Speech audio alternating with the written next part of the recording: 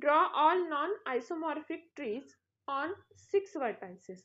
So example मध्ये आपल्याला असं म्हटलंय की आपल्याला नॉन आयसोमॉर्फिक ट्री 6 वर्टायसेसचा नॉन आयसोमॉर्फिक ट्री आपल्याला ड्रॉ करायचा आहे. तर आपण आयसोमॉर्फिकची जी डेफिनेशन आहे ती फर्स्ट युनिट मध्ये बघितली आहे. तर त्याचा यूज करून आपल्याला 6 वर्टायसेस असलेले ट्रीज ड्रॉ करायचे. मग तुम्ही 2, 3, 4, 5, 6 असे एक्झाम्पल देऊ शकतात. सो इथे बघा हा T1 जो आहे हा एक ट्री इथे आपण ड्रॉ केला. तर तो कसाही घ्या, फक्त ट्री असला पाहिजे. आणि आपल्याला माहिती आहे ट्री म्हणजे काय, कनेक्टेड आणि सर्किटलेस जो ग्राफ असतो त्याला आपण ट्री असं म्हणतो. मग हा जो फर्स्ट ग्राफ आहे त्याच्यामध्ये 6 नंबर ऑफ व्हर्टायसेस आहे आणि तो ट्री आहे. मग आपण नंतर T2 एक ड्रॉ केला, पण मग T2 आपण असा घेतला की तो या T1 ला नॉन आयसोमॉर्फिक असेल. ओके, सो नॉन आयसोमॉर्फिक असा आपण T2 ड्रॉ केला की ज्याच्यामध्ये सुद्धा 6 नंबर ऑफ व्हर्टायसेस होते आणि तो पूर्णपणे या T1 पासून वेगळा होता. ओके, बाय द शेप सुद्धा. जरी शेप वेगळे असले तरी काही ग्राफ असे असतात की जे शेपने वेगळे दिसतात पण ते सेम असतात. पण याच्यामध्ये T1 आणि T2 कडे जर आपण बघितलं तर ते शेपने वेगळेच आहे पण ते नॉन आयसोमॉर्फिक सुद्धा आहे.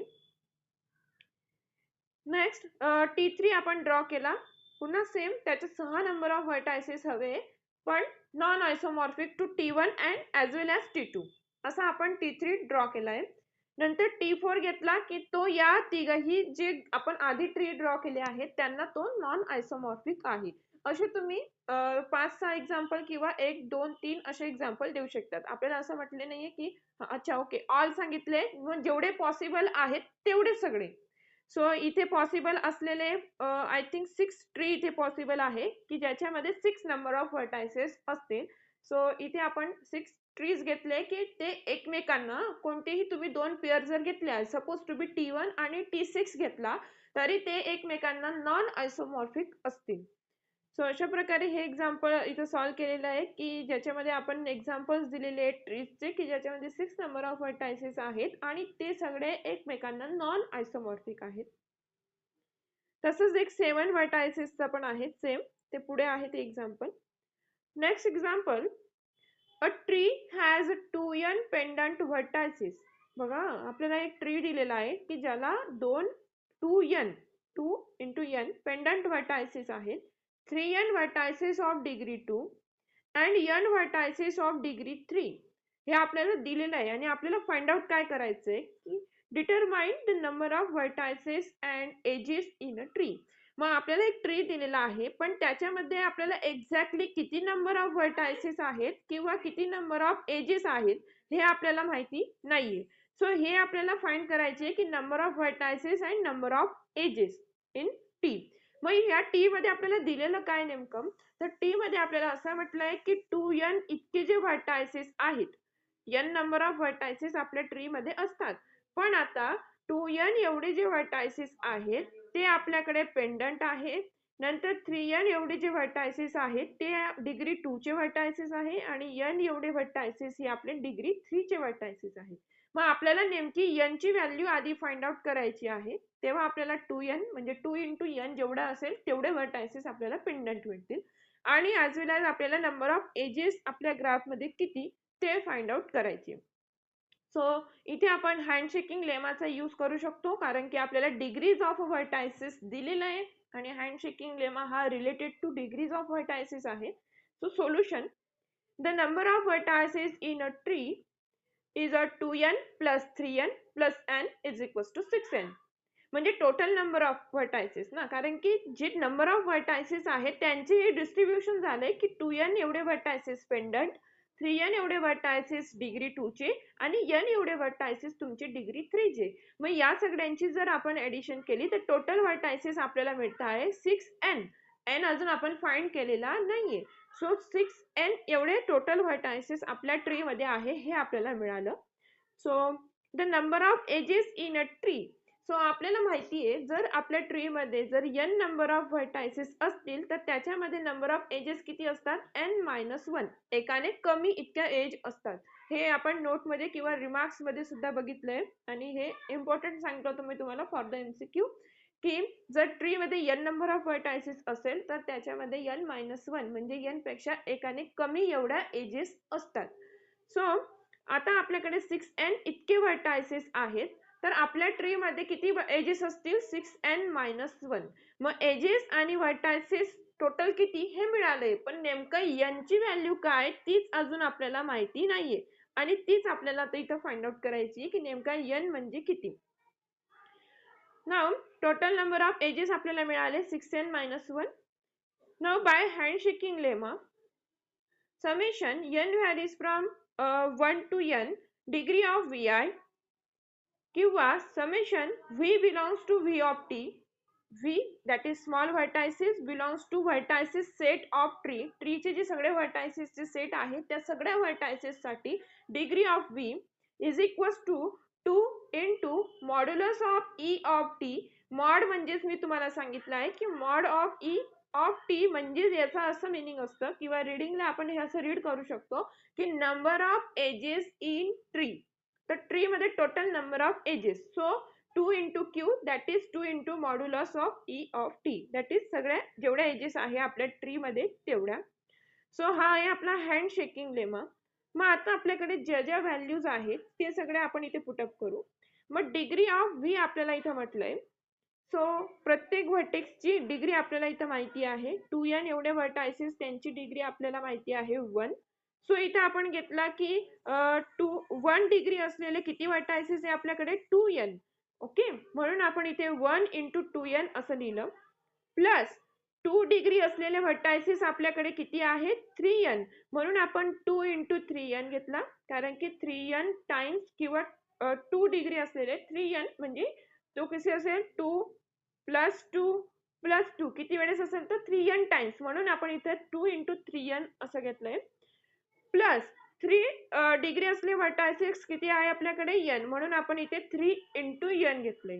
ओके, सो आपल्याला समेशनची जी व्हॅल्यू आहे ती मिळाली 1 into 2n, कारण की 1 degree that is pendant vertices हे 2n इतके आहे. 2n ही व्हॅल्यू दिली आपल्याला की 2n नंबर ऑफ व्हर्टायसेस. मग ऍक्च्युली आपल्याला n फाइंड आउट करायचं आहे. So 1 into 2n plus 2 into 3n plus 3 into n is equals to 2 into number of edges in tree. मग आपल्याला number of edges in a tree माहिती आहे 6n-1. मग ती आपण इथे पुटअप केली 6n-1. सो हँडशेकिंग लेमा मध्ये ज्या ज्या व्हॅल्यूज आपल्याकडे होत्या त्या आपण इथे पुटअप केल्या. सो देअरफॉर याचं कॅल्क्युलेशन आपण केलं की 1 into 2n that is 2n plus 3 into 2 that is 6n plus 3 into n that is 3n. So total किती झाला हा? 6 प्लस 3 9 प्लस 2 11. So 11n. तुम्हाला LHS ला 11n ही व्हॅल्यू मिळाली आणि RHS ला आपण जर सॉल्व केलं तर 2 आपण ब्रॅकेट मध्ये एंटर केला. So 12n-2. Okay, so total value nच्या टर्म एकत्र एकीकडे घ्या आणि कॉन्स्टंट टर्म आपण एकीकडे ठेवल्या. दॅट इज आपण 12 ला इथंच राहू दिला. हा जो 11n आहे तो RHS ला गेला तर तो निगेटिव्ह होईल आणि हा जो -2n आहे तो जर LHS ला आला तर तो पॉझिटिव्ह होईल. सो तुम्हाला आन्सर मिळेल 2 is equals to 12n minus 11n. So 2 is equals to तुम्हाला 12 minus 11 that is 1, that is n तुम्हाला व्हॅल्यू मिळते. सो n ची व्हॅल्यू तुम्ही इथे फाइंड आउट केली, n is the 2. So n is equals to 2 तुम्हाला मिळाला. Therefore n is equals to 2. मग आता फक्त आपल्याला n म्हणजे n ची व्हॅल्यू मिळाली आहे. Total number of vertices in a tree. He n म्हणजे ती नाहीये की 2 व्हर्टायसेस आहे असं नाही. आपल्याकडे total number of vertices in a tree हा 6n होता आणि number of edges in a tree is 6n-1. मग आता इथे n आपल्याला 2 मिळालाय, तर तो जर आपण पुट केला तर 6 into 2 इज इक्वल्स टू 12. म्हणजे आपल्या ट्री मध्ये टोटल नंबर ऑफ व्हर्टायसेस किती असतील? 12. नंतर नंबर ऑफ एजेस किती असतील? मग 11, कारण की 6n-1 दॅट इज 12-1 इज 11. मग total number of vertices and total number of edges आपण इथे फाइंड केले आणि तेच आपल्याला इथे फाइंड करायचं होतं की determine the number of vertices and edges. मग आपल्याला नंबर ऑफ व्हर्टायसेस आणि एजेस फाइंड करायचे होते आणि आपण ते फाइंड केले की the total number of vertices in a tree is equals to 6n होता. मग n इज अ 2 होता, सो तो आपण इथे पुट केला, that is 6 into 2 is equals to 12 and the edges is the 16 minus 1, that is 12 minus 1 is equals to 11. So हे आपण इथं फाइंड आउट केलं total number of vertices and edges. So MCQ साठी विचारला जाऊ शकतो हा क्वेश्चन की तुम्हाला इथं ट्री दिलेले असतील, ह्या सगळ्या व्हॅल्यूज दिलेल्या असेल की तुमच्या ट्री मध्ये 2n इतके पेंडंट व्हर्टायसेस आहे, 3n एवढे vertices of degree 2 and n is the vertices of degree 3 and determine the number of vertices and edges in a tree. हे तुम्हाला विचारलं जाऊ शकतं. सो अशा प्रकारे आपण हे example by the help of किंवा with the help of handshaking lemma हे आपण फाइंड आउट करू शकतो. सिमिलर एक्झाम्पल आहे next. A tree has a 2 vertices of degree 2. आपला आता इथे पुन्हा एक ट्री दिला आहे की ज्याच्यामध्ये 2 इतके व्हर्टायसेस की ज्यांची डिग्री आहे 2, 1 वर्टेक्स ऑफ डिग्री 3, 1 असा वर्टेक्स आहे की ज्याची डिग्री आहे 3 अँड 3 वर्टायसेस ऑफ डिग्री 4. 3 असे व्हर्टायसेस आहे की ज्यांची डिग्री किती आहे 4. How many number of vertices of degree 1 does it have. मग आपल्याला काय फाइंड करायचं इथे आता टोटल नंबर ऑफ व्हर्टायसेस किंवा एजेस नाही फाइंड करायचे, आपल्याला असं फाइंड करायचं आहे की आपला जो ग्राफ आहे त्याच्यामध्ये असे किती नंबर ऑफ व्हर्टायसेस आहे की जे पेंडंट आहे किंवा ज्यांची डिग्री 1 आहे. सो 2 डिग्री 3 डिग्री आणि 4 डिग्री असलेले व्हर्टायसेस तर आपल्याला इथे मिळत आहे की 2 व्हर्टायसेस असे आहेत की ज्यांची डिग्री 2 आहे, एक व्हर्टेक्स असा आहे की ज्याची 3 डिग्री आहे अँड 3 व्हर्टायसेस असे आहे की ज्यांची डिग्री 4 आहे. पण असे किती व्हर्टायसेस आहे की ज्यांची डिग्री ही 1 आहे, हे आपल्याला इथं फाइंड आउट करायचंय. अगेन पुन्हा आपण इथे हँड शेकिंग लेमा यूज करू शकतो कारण की डिग्रीजचं रिलेशन आहे आणि हँड शेकिंग लेमा मध्ये डिग्री असते summation of degree of all vertices. Okay, so start करू solution. Let T be a tree with 2 vertices of degree 2. जे दिलेलं आहे आपल्याला एक्झाम्पल मध्ये ते आपण अजून केलंय किंवा मानून घेतलं की टी हा असा ट्री आहे की ज्याच्यामध्ये 2 vertices of degree 2, 1 vertex of degree 3 and 3 vertices of degree 4. Let जर आपण असं मानून घेऊ इथं की जे नंबर ऑफ व्हर्टायसेस किती आपल्याला विचारले की जे डिग्री 1 चे आहेत, मग ते जे नंबर ऑफ व्हर्टायसेस आहे त्याला आपण काहीतरी अज्युम करून घेऊ की P फॉर पेंडंट व्हर्टायसेस आणि आपल्याला पेंडंट व्हर्टायसेस फाइंड आउट करायचे आहे. सो आपण असं मानून घेतलं की let P vertices of degree 1. मग आता आपल्याला इथे नेमकं काय फाइंड करायचंय, P ची व्हॅल्यू. ओके, सो आपण त्या जे फाइंड आउट करायचे नंबर ऑफ व्हर्टायसेस त्याला आपण P असं म्हटलंय की P एवढे व्हर्टायसेस ऑफ डिग्री 1 चे व्हर्टायसेस आहेत. मग टोटल व्हर्टायसेस किती झाले, the total vertices of tree T is equals to 2 plus 1 plus 3 plus P is equals to 6 plus P. हे काय होतील आता टोटल नंबर ऑफ व्हर्टायसेस. का, कारण की इथे आपल्याला काय म्हटलंय, आपण जर रीड केलं व्यवस्थित तर आपल्याला असं सांगितलंय की 2 व्हर्टायसेस, बघा व्हर्टायसेस किती झाले 2 of degree 2, 1 vertex that is plus 1 येईल इथं, 1 vertex of degree 3 and 3 vertex म्हणून इथे प्लस 3 येईल की 3 व्हर्टायसेस ऑफ डिग्री 4 आणि plus P is the vertices of degree 1. मग या सगळ्यांची सम म्हणजे तुमचे total number of vertices in your tree. मग किती झाले ते 6 प्लस P. सो आपला जो ट्री आहे टी त्याच्यामध्ये 6 प्लस P एवढे नंबर ऑफ व्हर्टायसेस आहेत. एजेस किती असतील मग 6 प्लस P मायनस 1, एकाने कमी. So 6 plus P, total number of edges of T is equals to 6 plus P minus 1, that is P plus 5.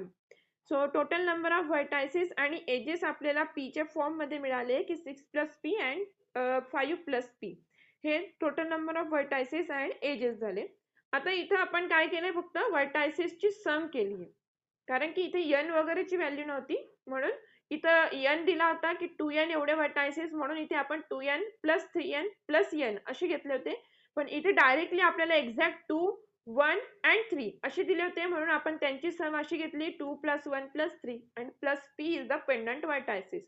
Okay, so हे find out झालं आता total number of vertices and edges. Handshaking लेमाचा आपण इथे use करू. By applying handshaking lemma to T we have, handshaking lemma काय असतो, summation from I varies from 1 to n, degree of Vi is equals to 2q. Q is the number of edges ते आपल्याकडे आहेत P plus 5 and degree of Vi that is a degree of each vertices. So आपल्याला प्रत्येक व्हर्टायसिसची degree इथं माहिती आहे, तर ती आपण इथे सम त्याची करू. मग 2 व्हर्टायसेस ऑफ डिग्री 2, मग एकतर तुम्ही 2 + 2 2 टाइम्स घ्या किंवा 2 × 2 घ्या. ओके, सो इथं आपण 2 क्रॉस 2 घेतलाय कारण की 2 व्हर्टायसेस ऑफ डिग्री 2 चे आहेत. So plus again 1 vertex of degree 3, that is तुम्ही 3 इथे ऍड करा, प्लस 3 व्हर्टायसेस ऑफ डिग्री 4, मग तुम्ही इथं डिग्री 4 असलेले व्हर्टायसेस दॅट इज 4 + 4 + 4 3 टाइम्स घ्या किंवा 3 × 4 घ्या, एकच गोष्ट आहे. ओके, सो इथं घेतलंय ते आपण मल्टिप्लिकेशनच्या फॉर्मॅट मध्ये घेतलंय की 2 × 2 that is 2 vertices of degree 2 plus 1 vertices of degree 3, so 1 × 3 plus 3 vertices of degree 4 that is 3 × 4 plus 1 vertex of degree 1 degree असलेले व्हर्टायसेस किती आहेत, पी आहेत. मग तुम्ही 1 + 1 + 1 पी टाइम्स घेतलं तर ते किंवा 1 cross P is the number of vertices that is P number of vertices of degree 1. म्हणून इथे आपण घेतलंय 1 क्रॉस पी. तो पी सुद्धा इथे आपल्याला घ्यावं लागेल कारण की त्याची डिग्री आहे 1, which is equals to 2q. q is the number of edges आणि ते आपल्याकडे p + 5 आहे. सो आपण तिथे त्या पुट केला 2 × p + 5. सो एजेसची व्हॅल्यू आपण इथे पुट केली, number of edges is a p + 5, so which is equals to 2 × p + 5. Now calculate करा. 2 × 2 is a 4 plus 1 × 3 is a 3 plus 4 × 3 is a 12, that is 4 + 3 + 12 plus p, which is equals to 2p plus 10. So which is equals to, therefore on the next line याचं calculation आपण केलं. 12 + 3 is a 15 plus 4 is a 19. 19 minus हा जो RHS चा 10 आहे त्याला आपण इकडे शिफ्ट केला तर तो निगेटिव्ह झाला.